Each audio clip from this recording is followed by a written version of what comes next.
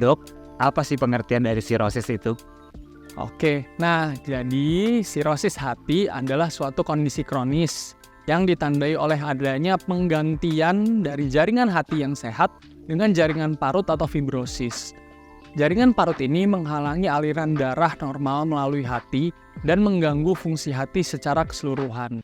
Sirosis hati biasanya merupakan akibat dari penyakit hati kronis yang sudah berlanjut selama bertahun-tahun, seperti hepatitis virus B atau C, konsumsi alkohol yang berlebihan, penyakit hati berlemak yang non-alkoholik, atau gangguan autoimun.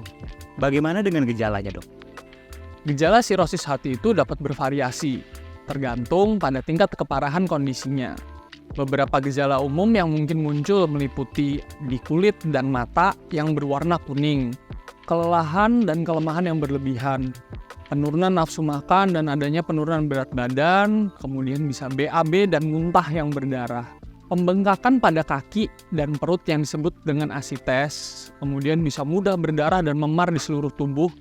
Dan yang terberat adalah kebingungan atau perubahan perilaku akibat penumpukan racun dalam darah atau yang disebut dengan ensefalopati. Namun, penting untuk diingat bahwa beberapa orang mungkin tidak mengalami gejala pada tahap awal sirosis hati. Apa dampak negatif atau akibat dari penyakit ini, Dok? Sirosis hati memiliki dampak negatif yang signifikan dalam kehidupan sehari-hari. Penderitanya sering mengalami kelelahan yang berlebihan. Gangguan pencernaan seperti mual, muntah, dan diare dapat menyebabkan penurunan nafsu makan dan defisiensi nutrisi. Komplikasi serius seperti adanya pecah varises esofagus dapat menyebabkan perdarahan internal yang mengancam jiwa. Penumpukan cairan dalam perut yang disebut asites juga merupakan masalah umum yang dapat menyebabkan pembengkakan perut yang signifikan dan ketidaknyamanan. Selain dampak fisik, sirosis hati juga dapat mempengaruhi aspek psikologis dan emosional dengan munculnya stres, depresi, kecemasan, dan perubahan suasana hati yang signifikan. Bagaimana dengan pencegahannya, Dok?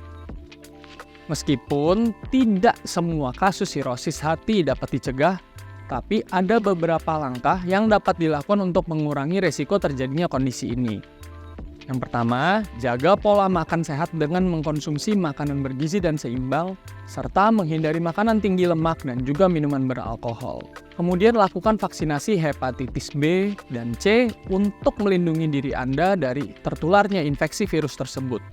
Kemudian menggunakan alat pelindung saat melakukan hubungan seksual untuk mencegah penularan penyakit menular seksual termasuk hepatitis, hindari berganti-ganti pasangan saat melakukan hubungan seksual, hindari menggunakan jarum suntik bekas atau berbagi peralatan tato dan piercing yang tidak steril. Nah, mematuhi pengobatan yang diresepkan oleh dokter dan menjalani pemeriksaan rutin untuk memantau perkembangan penyakit.